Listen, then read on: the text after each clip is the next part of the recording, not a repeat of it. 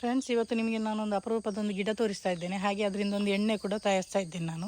ಅಂದರೆ ಒಂದು ಅಜ್ಜಿ ಕಾಲದೊಂದು ಪಂಡಿತರದೊಂದು ನೋವಿನ ಎಣ್ಣೆ. ಅಂದರೆ ಹಿಂದೆಲ್ಲ ಗಂಟು ನೋವು, ಸೊಂಟ ನೋವು, ಬೆನ್ನು ನೋವಿಗೆಲ್ಲ ಇದನ್ನೇ ಮಾಡ್ತಾ ಇದ್ದದ್ದು. ನೋಡಿ, ಬಿಳಿ ಎಕ್ಕ. ಬಿಳಿ ಎಕ್ಕ ಅಂದರೆ ಎಕ್ಕದಲ್ಲಿ ಬೇರೆ ಬೇರೆ ಕಲರೆಲ್ಲ ಇರುತ್ತೆ. ಅಂದರೆ ಅದು ಪಿಂಕ್ ಕಲರ್, ನೀಲಿ ಕಲರ್ ಎಲ್ಲ ಇರುತ್ತೆ. ಆದರೆ ಬಿಳಿ ಎಕ್ಕ ಮಾತ್ರ ತುಂಬಾ ಒಳ್ಳೆಯದು. ಅದು ಔಷಧೀಯ ಒಂದು ಸಸ್ಯ ಅಂತ ಹೇಳ್ಬೋದು. ಎಲ್ಲಿ ಸಿಕ್ಕಿದ್ರು ನೀವು ಅದನ್ನು ಬಿಡಬೇಡಿ. ಅದರ ಎಲೆ ತಗೊಂಡು ಎಣ್ಣೆ ಕಾಯಿಸಿದರೆ ನಮ್ಮ ಯಾವುದೇ ಹಳೆ ಕಾಲದ ಸೊಂಟ ನೋವು, ಬೆನ್ನು ನೋವಿದ್ರೂ ಹೋಗುತ್ತೆ ಅಂತ ಹೇಳ್ತಾರೆ. ಅದನ್ನು ನಾನು ಈ ಸಲ ನಿಮಗೆ ಮಾಡಿ ತೋರಿಸ್ತಾ ಇದ್ದೇನೆ, ಅದನ್ನು ಹೇಗೆ ಮಾಡೋದು ಅಂತ. ಅದು ಅಂಗಡಿಯಲ್ಲಿ ಕೂಡ ಈ ಎಣ್ಣೆ ಸಿಗುತ್ತೆ, ಆದರೆ ನಾವು ಮನೆಯಲ್ಲೇ ಮಾಡಿಕೊಂಡ್ರೆ ತುಂಬ ಒಳ್ಳೆಯದು. ನೋಡಿ, ನಾನು ಅದಕ್ಕೆ ಇಲ್ಲಿ 3 ಇದು ನೋಡಿ, ಇದರಲ್ಲಿ ಒಂದು ಹಾಲು ಬರುತ್ತೆ ನೋಡಿ, ಒಂಥರ ಬಿಳಿಯಾಗಿ. ಅದು ಮಾತ್ರ ಕಣ್ಣಿಗೆ ತುಂಬ ಹಾಳು. ಅಂದರೆ ನಮ್ಮದು ಕಣ್ಣೆಲ್ಲ ಹೋಗ್ಬೋದಂತೆ. ಅದರಿಂದ ಸ್ವಲ್ಪ ಜಾಗೃತೆಯಾಗಿರಬೇಕು. ಮಕ್ಕಳ ಕೈಯಲ್ಲೆಲ್ಲ ಸಿಗದಾಗೆಲ್ಲ ನೋಡ್ಕೋಬೇಕು. ನಾವು ಕೂಡ ಬಾಯಿಗೆ ಕಣ್ಣಿಗೆಲ್ಲ ಮುಟ್ಟಿಸಬಾರ್ದು. ನಾನಿಲ್ಲಿ 3 ಎಲೆ ತಗೊಂಡಿದ್ದೇನೆ. ಇದನ್ನು ಹೇಗೆ ಮಾಡೋದಂತ ನಾನು ತೋರಿಸ್ತೇನೆ. ಮತ್ತೊಂದು ವಿಷಯ, ಎಣ್ಣೆ ಕಾಯಿಸುವಾಗ ಕಬ್ಬಿಣದ ಕಡೆಯಲ್ಲೇ ಮಾಡಬೇಕು. ನಾನಿವತ್ತು ಒಂದು 3 ಎಲೆ ತಗೊಂಡಿದ್ದೇನೆ. ಇದನ್ನು ಚೆನ್ನಾಗಿ ತೊಳೆದು ಅದನ್ನು ಒಣಗಿಸಬೇಕು ಸ್ವಲ್ಪ. ಅಂದರೆ ಬಟ್ಟೆಯಲ್ಲಿ ಇದು ಮಾಡಿದರೆ ಆಯಿತು. ಮತ್ತು ಪಚ್ಚ ಕರ್ಪೂರ 3. ಅಂದರೆ ನಾನಿಲ್ಲಿ ಮಾಮೂಲು ಕರ್ಪೂರ ತಗೊಂಡಿದ್ದೇನೆ, ಆದರೆ ಪಚ್ಚ ಕರ್ಪೂರ ತುಂಬ ಒಳ್ಳೆಯದು. ಆಮೇಲೆ 1 ಚಮಚ ಓಂ ಕಾಳು ತಗೊಂಡಿದ್ದೇನೆ. ಅದನ್ನು ಫಸ್ಟಿಗೆ ನಾವು ಸ್ವಲ್ಪ ಕುಟ್ಟಣಿಯಲ್ಲಿ ಕುಟ್ಟಬೇಕು. ಆಮೇಲೆ ನಾನು ಇದನ್ನು ಕೂಡ ಹಾಕ್ಕೊಂಡಿದ್ದೇನೆ. ಅಂದರೆ ಎಲೆಯನ್ನು ಸ್ವಲ್ಪ ಕಟ್ ಮಾಡಿ ಹಾಗೆ ಸ್ವಲ್ಪ ತರಿಯಾಗಿ ಇದು ಮಾಡಿದ್ದೇನೆ. ಆಮೇಲೆ ಒಂದು ಕಬ್ಬಿಣದ ಕಡಾಯಿಯಲ್ಲಿ 1 ಲೋಟದಷ್ಟು ನಾನು ಎಳ್ಳೆಣ್ಣೆ ತಗೊಂಡಿದ್ದೇನೆ. ಎಳ್ಳೆಣ್ಣೆ ತುಂಬ ಒಳ್ಳೆಯದು, ಯಾಕಂದರೆ ಅದು ಸ್ವಲ್ಪ ಗ್ರೀಸಿ ಆಗಿರೋದ್ರಿಂದ ಈ ನೋವಿಗೆಲ್ಲ ತುಂಬ ಒಳ್ಳೆಯದು.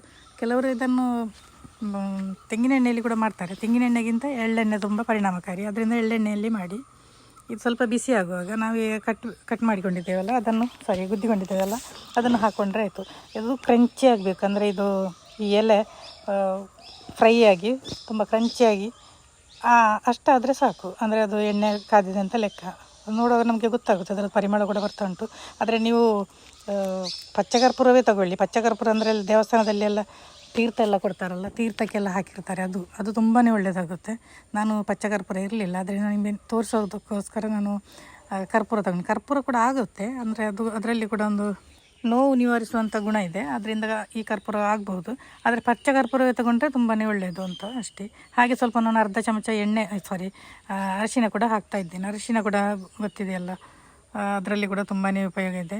ಅದನ್ನು ಮುಖಕ್ಕೆ ಕೂಡ ಸೌಂದರ್ಯವರ್ಧಕವಾಗಿ ಕೂಡ ಉಪಯೋಗಿಸ್ತಾರೆ. ಅಂದರೆ ಇದನ್ನು ಕೂಡ, ಅಂದರೆ ಪಚ್ಚ ಕರ್ಪೂರವನ್ನು ಕೂಡ ಸೌಂದರ್ಯವರ್ಧಕವಾಗಿ ಕೂಡ ಉಪಯೋಗಿಸ್ತಾರೆ. ಇದು ನೋವಿಗೂ ಕೂಡ. ಎಳ್ಳೆಣ್ಣೆ ಮಸಾಜಿಗೆ ಎಲ್ಲ ತುಂಬಾ ಒಳ್ಳೆಯದಾಗುತ್ತಲ್ಲ, ಅದರಿಂದ ಎಳ್ಳೆಣ್ಣೆಯಲ್ಲಿ ನೀವು ಇದನ್ನು ಮಾಡೋದು ಒಳ್ಳೆಯದು. ಕೆಲವರು ತೆಂಗಿನ ಎಣ್ಣೆಯಲ್ಲಿ ಕೂಡ ಮಾಡ್ತಾರೆ, ಏನು ತೊಂದರೆ ಇಲ್ಲ ಮಾಡಿದರು. ಆದರೆ ಸ್ವಲ್ಪ ಎಫೆಕ್ಟಿವ್ ಆಗಬೇಕಂದ್ರೆ ಇದೆ ನೋಡಿ, ಇಲ್ಲಿ ಆಯ್ತು. ಇವಾಗ ಇದೆಲ್ಲ ಕ್ರಂಚಿಯಾಗಿದೆ ನೋಡಿ.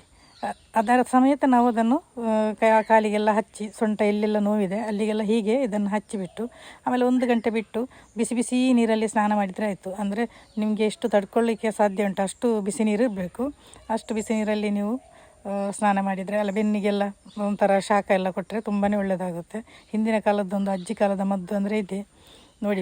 ಇದನ್ನು ಬೇಕಾದರೆ ನಾವು ಹೆಚ್ಚಾದರೆ ಗಾಜಿನ ಭರಣಿಯಲ್ಲೆಲ್ಲ ಇಡ್ಬೋದು. ಗಾಜಿನ ಜಾಡಿಯಲ್ಲೆಲ್ಲ ಒಂದು ಬಾಟ್ಲಿಯಲ್ಲಿ ಹಾಕಿ ಇಡ್ಬೋದು.